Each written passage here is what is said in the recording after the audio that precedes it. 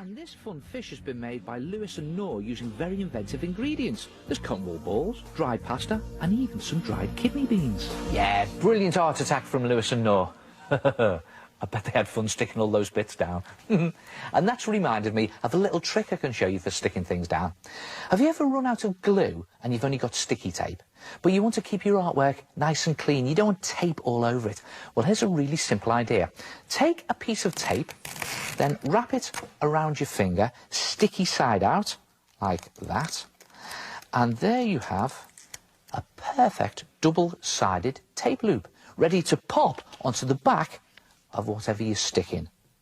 There, look at that.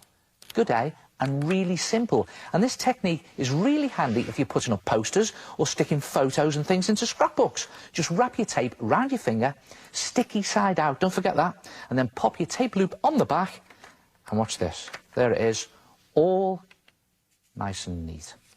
Look at that, and not one bit of tape showing. Anyway, let's have a look at some more of your work.